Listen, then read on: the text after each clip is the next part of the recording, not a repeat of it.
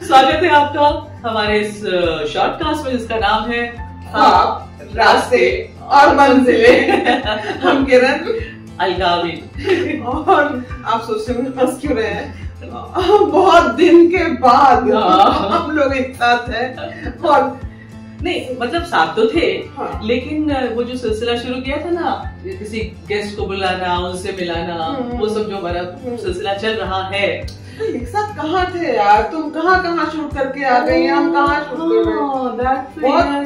बहुत कम हमारा मिलना हुआ है इस बीच में। बिल्कुल। और अब फिर जो है अलका जी कहीं और जा रही है काम के, फिर कहीं और निकलेंगी जाहिर है। तो पर हाँ, बहुत मजेदार चल रहा है सब कुछ। बहुत इंटरेस्टिंग बात है ना किरण कि हमने सोचा था हम कुछ शुरू करते हैं, क्योंकि हम लोग खाली थे, हमारे पास बहुत सारा समय था और कुछ किस्से थे सुनाने के लिए। और अब समझ नहीं आ रहा था कि क्या करेंगे, कैसे करेंगे, लेकिन यहाँ तक पहुँच गए हैं कि अब हम लोग इतने बिजी हैं, फिर भी हम लोग किसी तरह से इसको करने के लिए, इस एपिसोड को करने के लिए हम मिले हैं। और बहुत खुशी हुई है और क्योंकि हमें इसमें बहुत मजा आ रहा है। और कितने कमाल की बात हुई है कि जो हमने बातें की थी ना, somehow वो कुछ उल्टा ही हो गया उस एपिसोड के दौरान जो हम लोगों ने बातें की। हाँ, जैसे तुमने पहले तो वो बात जो तुमने कहा था मैं पिछले 40 साल से चावल भीन रही हूँ। इसमें भी मीडिया में भी हम लोग जो भी काम करते हैं, तो मदर की प्लेसिंग कहाँ होती है किचन के किसी को? मतलब दाल बीन ली, चावल बीन लिया, इसके अलावा वो कुछ और करते नहीं है। माँ कभी मतलब अखबार पढ़ती हुई नहीं मिलेगी तुम्हें घर में। हाँ, क्योंकि ये पता नहीं किसकी नजर से देख रहे हैं, वो शायद देखने वाले की नजर से देख रहे हैं। करेक्ट। लेकिन ऐसा नहीं है कि माँ कुछ और करती नहीं है घर में। मैं पता नहीं क्यों 40 साल से दाल बीन रही हूँ, चावल बीन रही हूँ। 40 साल हो गए दोस्तों, सच में दाल और चावल बीन रही हूँ, कुछ और हो नहीं पा रहा। ऐसे रोल मिलते हैं कि मैं 40 साल से चावल बीन रही हूँ। अचानक से पता चला कि मैडम को एक ऐसा कैरेक्टर मिला जिसमें ये बंदूक चला रही है और बंदूक लेकर के ही चलती हैं। दोस्तों मेरा हाथ सुन्न हो गया था, मैं लेटी रहती थी, किरण दबाती रहती थी। सच कह रही हूँ, उस दौरान लगा कि दाल चावल बीनना इतना बुरा नहीं। फिर हम लोगों ने जो फ्लोरा दी के साथ एपिसोड किया, उसमें फ्लोरा दी ने अपने बात की कि मेरा एयरपोर्ट लुक है ना, उसमें मैं कैसे ये करती हूँ, मैं अपना टैबलेट जो ऐसे रखती हूँ, फिर मैं ऐसे उठाती हूँ, मैं ये करती हूँ ताकि एयरपोर्ट पे वो बैगेज बेल्ट पे जो होता है। वो मैंने दिखाऊंगी आपको। बैग होता है एक बड़ा सा टोटे बैग, एक स्लिंग बैग होता है। और उसमें होता है कि मैंने देखा है कि मुझे सब लोग कुछ कम भाव देते थे, तो मैंने सोचा कि कुछ ना कुछ ऐसा ताम झाम किया जाए। तो इस बैग में होगा मेरा लैपटॉप, जो मुझे अभी फुली ऑपरेट करना नहीं आता। मेरे पास एक टैब है, एक फोन है, हेडफोन है, बहुत कुछ है। और वो सारा पाउच से निकालती हूँ, तारे ट्रे में लेती हूँ, रखती हूँ सिक्योरिटी चेक में। हाँ, सिक्योरिटी चेक में ये सब रखती हूँ, ये रखती हूँ। तो धीरे धीरे बड़े नजाकत से रखती हूँ। सब लोग मुझे देखे, वाओ कितना कुछ काम वाम करती है, ऑन द रन। सफेद बाल है, लेकिन सफेद बाल है, ऐसे करके। फिर जब सिक्योरिटी चेक से अंदर जाती हूँ तो धीरे से अपनी चीजें रख के धीरे धीरे जैकेट पहनना, धीरे धीरे एक एक चीज रखना। कोई तो देखे, लेकिन कोई नहीं देख रहा होता, सब और बाई चांस उसी एपिसोड के बाद जब वो वापस जा रही थी और उन्होंने वही सब किया जो उन्होंने ऑन स्क्रीन किया था, तो उनका टैब मिसप्लेस हो गया, उठाना भूल गई शायद। अब जो उनके दिमाग में आ गया होगा कि मैंने एपिसोड में कैसे बोला है, तो वो आ गया और वो टैबलेट वहीं भूल गई अपना। वो तो खुशकिस्मती से मिल गया 1-1.5 महीने बाद। लेकिन तो ये सब चीज और जिन बच्चों के भरोसे हम लोग ये अपना शॉर्टकास्ट कर रहे हैं, आकाश आरती जो कि शूट करते हैं, एडिट करते हैं, पोस्ट करते हैं, वो दोनों इतने बिजी। I know. और आकाश का लैपटॉप बीच में, अरे हाँ, ये एक और कमाल हुआ कि एपिसोड ऐसे एडिट नहीं हो पा रहे क्योंकि आकाश का लैपटॉप बिल्कुल खत्म हो गया, क्रैश ही हो गया। और हम लोग बहुत ही मुसीबत में जो है। हमारा एक और बच्चा है चिन्मय चंद्रांशु, आप लोगों ने उसे देखा होगा जरूर। उसकी मम्मी जो है वो हमारी बहुत अच्छी दोस्त है। मम्मी का नाम अभी नहीं ले रहे हैं हम, क्योंकि चिन्मय का नाम लेना है। थैंक यू चिन्मय। चिन्मय की इस एपिसोड में चिन्मय की पहचान एज चिन्मय है, और उसने बीच में हमारे कुछ एपिसोड्स बहुत खूबसूरती से एडिट किए और हमारा काम चलता रहा। थैंक यू चिन्मय। और आरती और आकाश का तो चल ही रहा था जो कुछ चल रहा था। ओहो हो क्या जर्नी रही है यार, क्या मजा आया।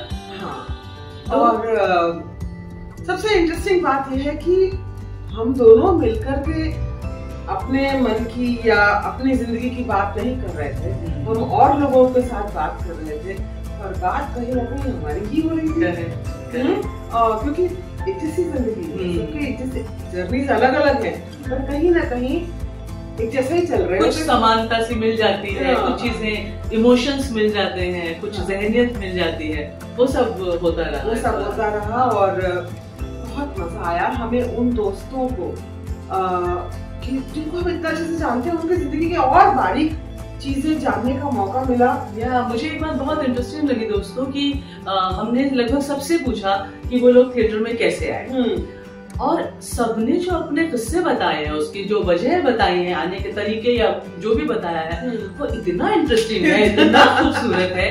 और उससे भी मजेदार बात यह है कि बहुत सारे, जैसे हमारे पास गैंग मेंबर्स की जैसे हमने बात की थी, तो गैंग मेंबर्स को हम इतने अच्छे से जानते हैं, लेकिन वो एग्जैक्टली कैसे पहुंचे थिएटर तक, वो बात शायद कभी उस तरह से नहीं हो पाई। इस तरह से नहीं हो पाई थी। हमें ये जरूर पता था कि नूतन दी म्यूजिक की स्टूडेंट थी, और फिर एनएसडी आ गई, लेकिन वो एक्चुअली कैसे हुआ, वो अब जानने का मौका मिला।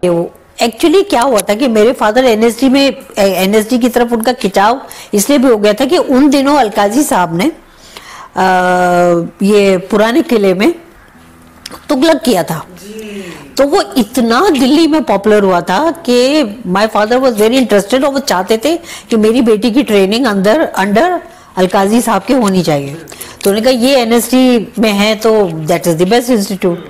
तो उन्होंने कहा कि देखो तुम कर लो, और वो मुझे कजोल करते हुए, मुझे मनाते हुए उन्होंने कहा, मैंने कहा पर एक्टिंग में फिर मेरी म्यूजिक का क्या होगा, क्योंकि मेरे गुरु भी नहीं चाहते थे कि मैं म्यूजिक छोड़ूं, क्योंकि मेरी आवाज उन्होंने उस तरह से तैयार की थी, वो माइक की और बड़ी सॉफ्ट सी आवाज थी।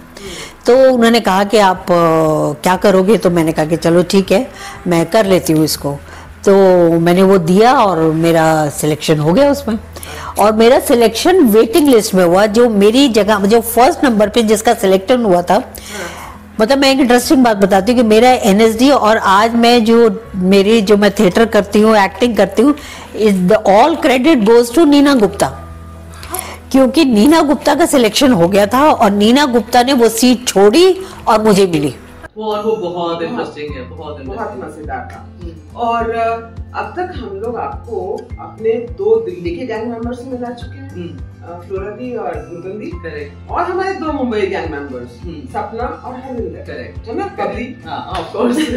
अब तो कमाल ये हो गया है कि हम जिन स्लीपिंग सेल्स और दोस्तों की और सीनियर्स की बात करते हैं, उनके साथ मुलाकात करने का भी मौका हमें मिला। यस, और आगे हम जो है उनके साथ आपकी मुलाकात करवाएंगे। बिल्कुल, और हमें इतना मजा आया है उनके साथ बात करने में, आई एम श्योर आप लोगों को बहुत मजा आने वाला है। बड़ी इंटरेस्टिंग बात है किरण की सब लोग जो अपनी जर्नी कर रहे हैं, और सब अपनी जर्नी को कितना एंजॉय कर रहे हैं। कोई भी उसको लेके परेशान या नाराज नहीं है, उस तरह से एक सुकून, एक मजेदारी है उसको जीने में। शायद वही वजह है कि अगेन हम लोग वही बात कर रहे हैं ना कि जड़ें दिखाने की हिम्मत आ जाती है उनके पास, उनके पास आ गई है वो हिम्मत कि वो अपनी जड़ें एक्सपोज कर सके, आपको दिखा सके। देखो जड़ें भी खूबसूरत है और वाकई खूबसूरत है। यस, और हमारा तो बहुत मन कर रहा है कि हम नाम बता दें कि आगे कौन लोग। अच्छा, नहीं मन कर रहा है तो बता देते हैं। हाँ, आगे आने वाले एपिसोड्स में हमारे साथ होंगी रतन राजपूत, यस, और विनीत कुमार जी। विनीत कुमार जी हमारे साथ होने वाले हैं, रतन राजपूत हमारे साथ होने वाली है। दोनों की जर्नी बहुत इंटरेस्टिंग है। दोनों ने अपनी तरह की एक जिंदगी जीने का फैसला किया है और उसको अपनी शर्तों के साथ बहुत मजेदारी के साथ जी रहे हैं। आप लोगों को बहुत मजा आएगा उनसे मिलकर। और हमें सबसे इंटरेस्टिंग लगा कि हमारे किसी एक एपिसोड पर किसी ने कमेंट किया है कि आप लोग जो ये आज कर रहे हैं वो ये आगे जाकर के बहुत लाभदायक या बहुत फायदे का सिद्ध होने वाला है, मतलब इसका फायदा एज सोसाइटी होने वाला है, इसकी हमें बहुत खुशी है। बहुत शुक्रिया और हम दुआ करते हैं कि ऐसा हो। हाँ, और प्लीज आप कमेंट जरूर कीजिए, लाइक कीजिए और वीडियोस शेयर भी कीजिए, ताकि ज्यादा लोग देख पाए। राइट, तो मिलते हैं फिर अगले एपिसोड्स में। देखते रहिए ख्वाब, रास्ते और मंजिलें। शुक्रिया। शुक्रिया।